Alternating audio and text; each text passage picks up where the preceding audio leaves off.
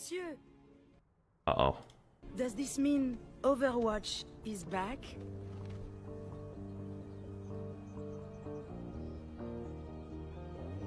Uh-oh.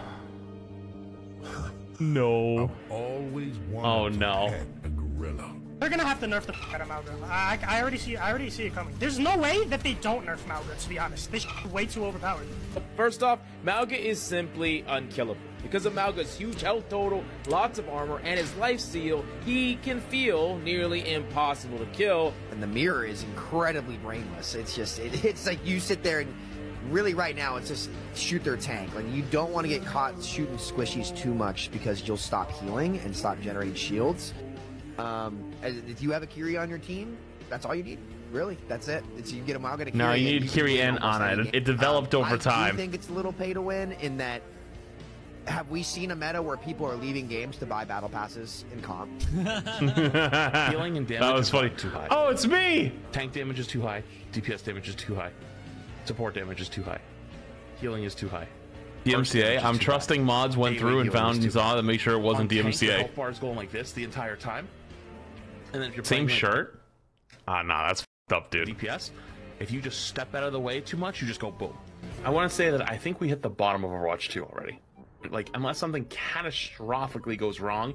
Oh, it's me again. Years, what we saw. No, that's not the same shirt. That's a blue one. Shut your mouth. September into October, like August, September, October.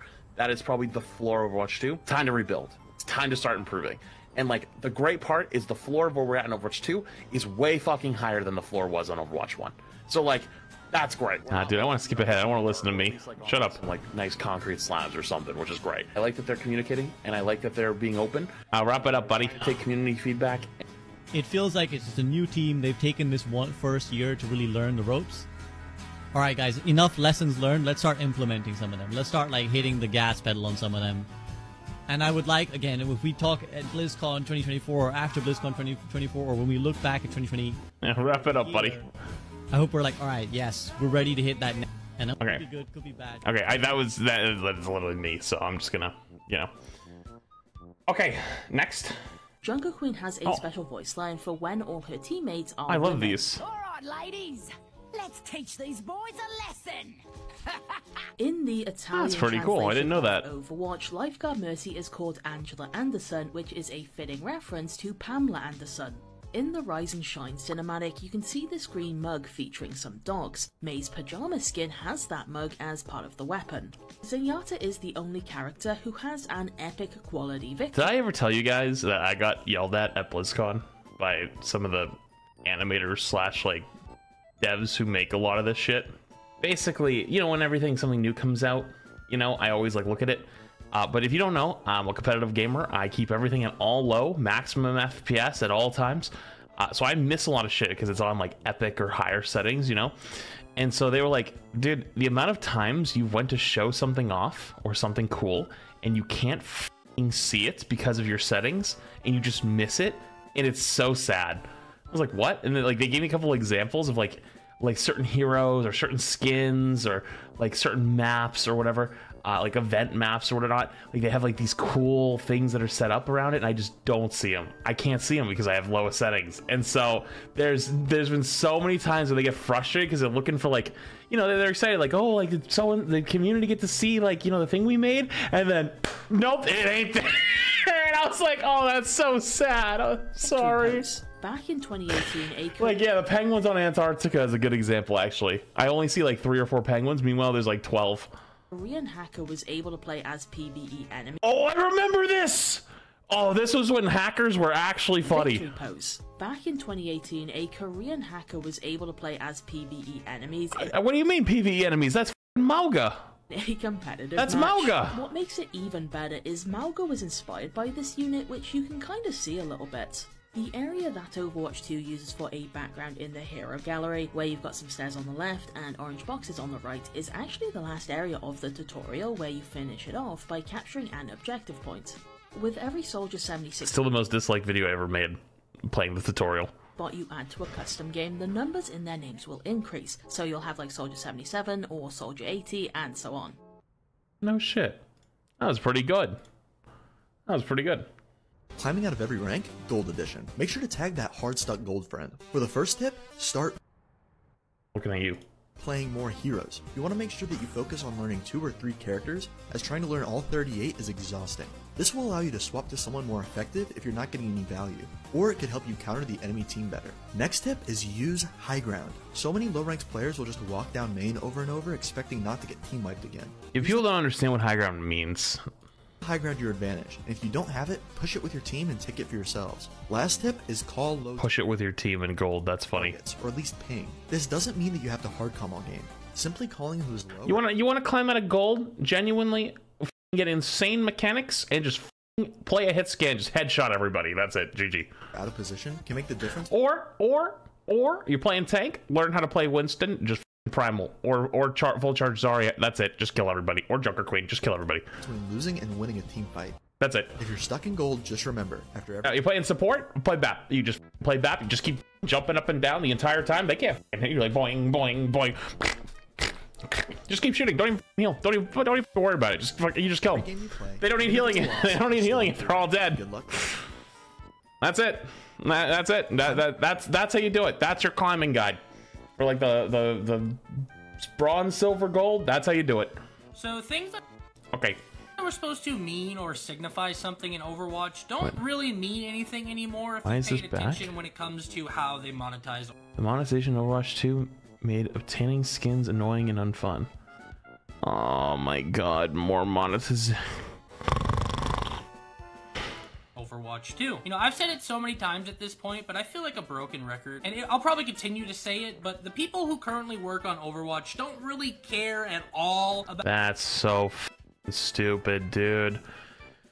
These are some of the most passionate people you've ever met, dude. I promise you, you've never heard them speak. You just look at random updates and numbers on a screen and go, yup, I know everything about them, brother. I promise that's not the truth, dude. Like, you make those swift assumptions about people so fast, like you don't know anything. Like, it's like, man, you see it all the time on anywhere on the internet nowadays, where if you only have half the story, people fill in the other half and they have no premise for it. It just makes no sense. You want to talk about monetization? Monetization is mostly an upper level thing, and it's still carried over from the Bobby era. I mean, but it makes the money. They made good money last year. Like, yeah, could it be better? And if I could sit down at the wheel and probably fix it, I could probably make them even more money. But again, though, those are not devs that make the game every day. Those are not the same people. Those are upper level management people. We don't even know who those people exist. They don't know who I am. They don't know who you are. They don't care. We're numbers. That's it.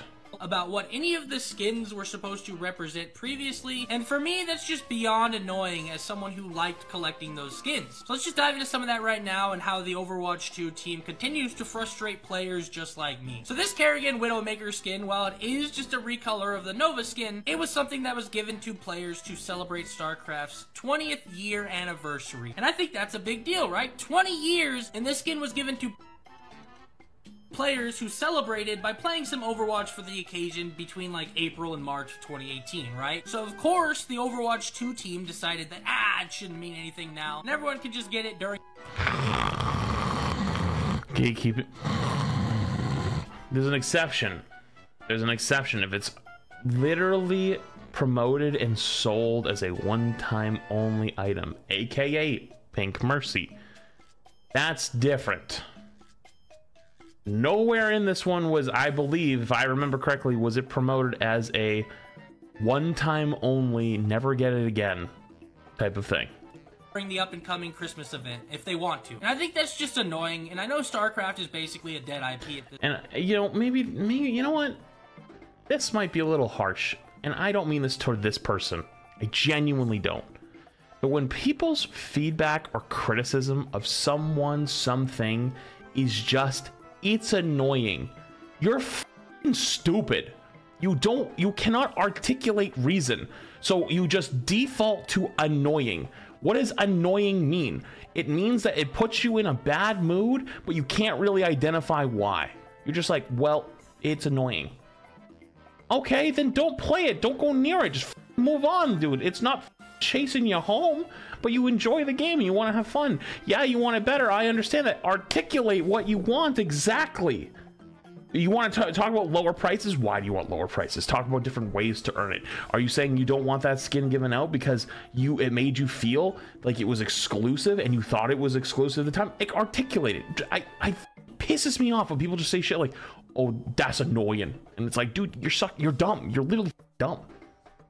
This point. But this skin did represent, and I don't mean that's with this person. That's a blanket statement. That's a before the team got their grubby hands on it and just made it available again for everyone. Moving on, if you liked some of these BlizzCon skins and you wanted them and you didn't want to spend like $800 on eBay to get a ticket just so you could get one skin, well, that was $40, by the way. I have this one. We have BlizzCon skins at home, and it feels like they know that they just can't. $40. I have that skin. So bring back BlizzCon skins outright without really angering the player. Hey, guess what? The skin that I bought, guess what? It was exclusive to BlizzCon. It's still exclusive. There's just a recolored version now. I still get to keep it. Still only for me. There's just a recolored version. If you like the recolored version better, well, then I guess you're in a little bit of tough shit there. But like, I don't understand the gatekeeping. I really don't. Player base? I understand if you say certain things like, oh, like there was that one season where like the 60% or 70% of the skins were all recolors. Okay, that's a little bit lazy. It feels lazy, right? But I think recolors are fine. Like overall, like it's good to have them every once in a while, but like gatekeeping them is also weird. Just kind of recolor them and slap them in the shop and that'll be fine. So if you want BlizzCon Ryan, you can just, here you go. But yeah, because like people couldn't get it. Like you couldn't get it. Like it's gone. So like here's an opportunity later down the line. Like, oh hey, you weren't here in 2021? What happens if you weren't playing Overwatch in 2021? Just go f yourself? Like, I don't like that. You know what I mean? And like, this is like my Ryan skin. Like, this is like the Ryan skin I use the most. You know what I mean? Like, this is the one that people always see whenever I'm running it. Like, this is like mine. This is almost like my calling card Ryan skin, I guess you could say. I don't mind. I don't care. If you want BlizzCon Ryan, you can just, here you go. Kinda, I guess, whatever. And, you know, the BlizzCon skins were supposed to stand out. They were supposed to be unique. That's kind of the whole reason people gravitated towards them in the first place. Oh yeah, this is a very unique looking Winston skin right here. Very, very unique Winston. Blue with some carbon fiber. Yup. I think you definitely ruined some of that by recoloring them and slapping those recolors in the shop. Again, anything that used to signify or mean anything in Overwatch 1 has just kind of been ruined with this new direction. The team just can't keep their hands off of these things, and it's annoying. It's frustrating that they won't stop ruining or devaluing things that represent something or a period of time during the game. Dude, I feel like I'm probably like one of the most critical people of Overwatch in times that it actually matters. This ain't one of them. This ain't one of them. Codes are a good idea to bring back rare skins and keep the rarity of the OG skins. When Overwatch players get free skins, rage. Okay, some people like the way the skins look and don't give a fuck about being ultra, super, mega rare. Oh wow, the comments actually seem to kind of agree. To be fair, you didn't have to do anything other than log in and play for Kerrigan Widowmaker. It was a skin for players who celebrated and played the game in 2018. It meant something. In Overwatch 2, no it didn't. That's such a stretch. You literally signed in, that's it. It was a for StarCraft, and it was like, oh, like help us celebrate StarCraft because we're all in the same umbrella. It's supposed to be for funsies, you know what I mean? Like, that's bullshit. Like, you're ruining the legacy of 20 years of StarCraft by giving people the ability to buy.